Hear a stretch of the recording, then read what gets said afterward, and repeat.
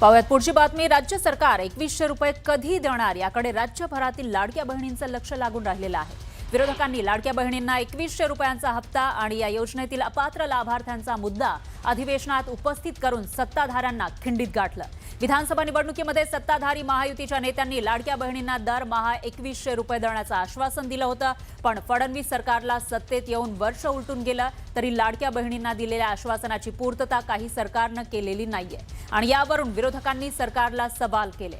तर सभागृहात उपमुख्यमंत्री शिंदेंनी विरोधकांच्या या प्रश्नावर प्रत्युत्तर दिलेलं आहे। लाडकी बहीण कधीही बंद होणार नाही, लवकरच लाडक्या बहिणींना 2100 रुपये देणार असल्याचं शिंदे म्हणाले।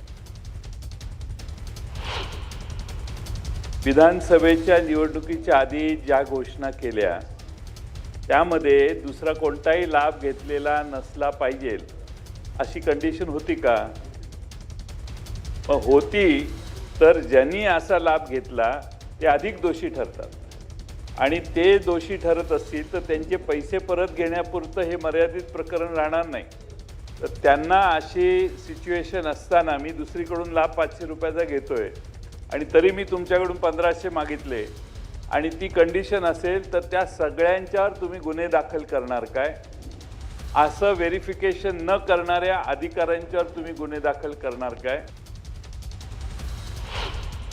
त्या सगळ्या अर्जाला आम्ही 1500 रुपये लाडक्या बहिणीला आम्ही निधी उपलब्ध करून देऊ असं आपण केलं। आम्हाला आनंद झाला, काही आम्हाला अडचण नाही। मग तुम्ही 2100 जाहीर केलं त्याचाही आनंद झाला। पण माझा एक स्पेसिफिक प्रश्न असा आहे की निवडणुकीच्या ऐन तोंडावर तुम्ही ही ज्या पद्धतीची घोषणा केली, कुठलाही नियम न पाहता या पद्धतीनं जे काही आता याच्यामध्ये अफरातफर झाली असं तुम्हीच मान्य करताय। मग अफरातफर झाली, योजना तुम्ही सुरू केली, तर गुन्हे दाखल करायची जी भूमिका आहे ती त्या लोकांवर करायची की तुमच्यावर करायची हा एक प्रश्न आहे। या ठिकाणी तुम्हाला सांगतो, लाडकी बहीण योजना कधी बंद होणार नाही। जे जे आम्ही बोललोय ते पूर्ण करणार आणि करणार। योग्य वेळी योग्य वेळी योग्य वेळी योग्य वेळी योग्य वेळी योग्य वेळी देणार। तर या लाडकी बहीण योजनेमध्ये घुसखोरी झाली अशी माहिती खुद्द सरकारनं दिलेली आहे। ही घुसखोरी नेमकी कशी झाली आपण बघूयात। ग्राफिक्सच्या माध्यमातून सरकारकडून जे सांगण्यात आलं आहे त्यावरून सिद्ध होते की घुसखोरी झाली आहे। लाडकी बहीण योजनेमध्ये बोगस लाभार्थ्यांकडून सरकारी फसवणूक झाल्याची माहिती देण्यात आली आहे। मागच्या वर्षी ही योजना जाहीर झालेली होती आणि अपात्र लाभार्थ्यांकडून त्यांच्यामुळे सरकारचं 32 कोटींचं नुकसान झाल्याची माहिती सुद्धा समोर आलेली आहे। जे अपात्र आहेत तरी सुद्धा त्यांनी या योजनेचा लाभ घेतला। याशिवाय 26 लाख अपात्र महिलांनी या योजनेचा लाभ घेतल्याची माहिती समोर येते, कारण सर्रास सर्वांनाच पैसे दिले जात होते।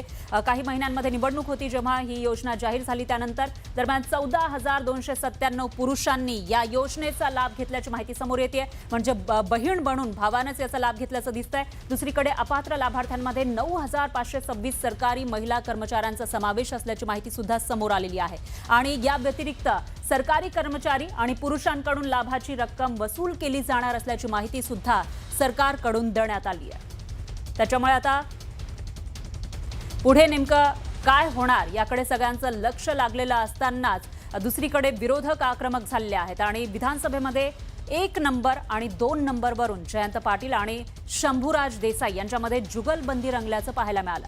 लाडकी बहीण योजना आणणारा व्यक्ती आज 2 नंबरवर आला असं शिवसेना नेते शंभूराज देसाईंनी म्हटल्याचा उल्लेख जयंत पाटलांनी सभागृहात केला। 1 नंबरचा माणूस 2 नंबरला जाऊन बसल्यानं राज्याचा तोटा झाल्याचा टोला जयंत पाटलांनी लगावला आणि त्यांना शंभूराज देसाईंनी उत्तर दिलं। लाडक्या बहिणीला पाठिंबाच आहे, आमचा एकनाथ शिंदे नाही पाठिंबा आहे। काय प्रॉब्लेम नाही ना? बघा, त्यामुळं सगळ्यात राज्य सरकार तुमचं येण्यात फायदा झाला लाडक्या बहिणीचा, पण 1 नंबरचा आमचा माणूस 2 नंबरला जाऊन बसला हा तोटा महाराष्ट्राचा मोठा झालेला आहे। त्यामुळं ह्या KYC व्यवस्थित केल्या नाहीत यासाठी तेव्हापासून ज्या मंत्री महोदय होत्या त्यांना जबाबदार धरलं पाहिजे। आमच्यामध्ये नंबर आमचे बदलत असतात, त्यामुळे आम्ही म्हणतोय असं नाही। स्वतः माननीय मुख्यमंत्री जे म्हटले की आम्ही 1 नंबर 2 नंबर आमच्या आदली बदली करत असतो। सध्या राज्यात बिबट्यांनी धुमाकूळ घातलेला आहे. बिबट्यांचे मानवी वस्तीवरील हल्ले वाढत चालले. त्यामध्ये जुन्नर परिसरामध्ये बिबट्याचा प्रश्न खूपच गंभीर बनलाय. या प्रश्नाकडे लक्ष वेधण्यासाठी जुन्नरचे शिवसेना आमदार शरद सोनावणे बिबट्याच्या वेशभूषेत विधान भवन परिसरात आले.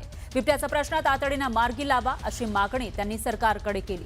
शेळ्या सोडून काहीही उपयोग होणार नाही तर बिबट्या जेरबंद मोहीम राज्यभरात राबवा अशी मागणी त्यांनी केली आहे. जुन्नर आणि अहिल्यानगरमध्ये नवीन 2 रेस्क्यू सेंटर बनवा अशी मागणी सुद्धा त्यांनी सरकारकडे केली. कुठल्याही उपाययोजना चालणार नाही. आपण जे म्हणताय ना नसबंदी, आपण जे म्हणताय की शेळ्या सोडू, याने काही होणार नाही. जर कायमस्वरूपी उपाय करायचा असेल तर आपल्याला 90 दिवसाच्या आतमध्ये 2 रेस्क्यू तातडीने आजपासून त्याची सुरुवात करावी लागेल. शॉर्ट नोटीसमध्ये तुम्हाला आपत्कालीन घोषित करून तुम्हाला त्याच्यावर काम करावं लागेल आणि ते काम करून 2 रेस्क्यू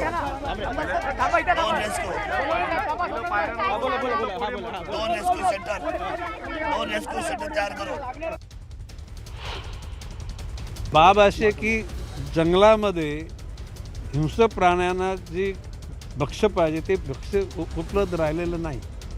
काही प्रमाणामध्ये त्या ठिकाणी वनस्पतींचा अभाव झाला, फळांचा अभाव झाला, म्हणून त्या ठिकाणी जे भक्ष्य हिंस्र प्राण्यांचं आहे ते भक्ष्य गावाकडे यायला लागेल किंवा शेतकऱ्यांच्याकडे यायला लागलं. आणि म्हणून त्या ठिकाणी असं ठरवलं की समजा प्रस्तावित करा की उद्याला भविष्यकाळामध्ये 4 लोकांचा जर जीव गेला तर त्या प्रत्येक जीवागाने 25 लाख रुपये त्या कुटुंबाला द्यावं लागतात. समजा 4 ते 1 कोटी रुपये त्या ठिकाणी घेऊन प्रत्येक जिल्ह्यामध्ये अशा प्रकारच्या शेळ्या त्यांना गळ्यामध्ये टॅग, जसं आपण गावाच्या मध्ये देवाचा नंदी असतो तशा प्रकारचा तो सगळ्या गावाचा नंदी होतो. तशा प्रकारच्या ह्या शेळ्या ह्या तुमच्या मुलाबालांना किंवा तुमच्या कुटुंबाच्या सदस्यांना उपसर्ग बिबट्याचं होऊ नये म्हणून ह्या वन खात्याने सोडलेल्या आहेत. याचं तुम्ही रक्षण करा. तर आज नागपूरच्या पारडीमध्ये बिबट्यानं धुमाकूळ घातला. लोकवस्ती असलेल्या भागामध्ये बिबट्या दिसल्यानं एकच खळबळ माजली. वन विभागाच्या अधिकाऱ्यांनी मोठ्या शिताफीनं डाट मारून या बिबट्याला बेशुद्ध केलं. त्यानंतर त्याला पिंजऱ्यात जेरबंद केलं. या बिबट्याला पकडताना बघ्यांची मोठी गर्दी झाली होती. तर सकाळच्या सुमारास बिबट्या दिसल्यानं मोठ्या प्रमाणामध्ये भीतीचं वातावरण पसरलं होतं. त्यानंतर बिबट्याला पकडण्यात आल्यानंतर नागरिकांनी सुटकेचा निश्वास सोडला.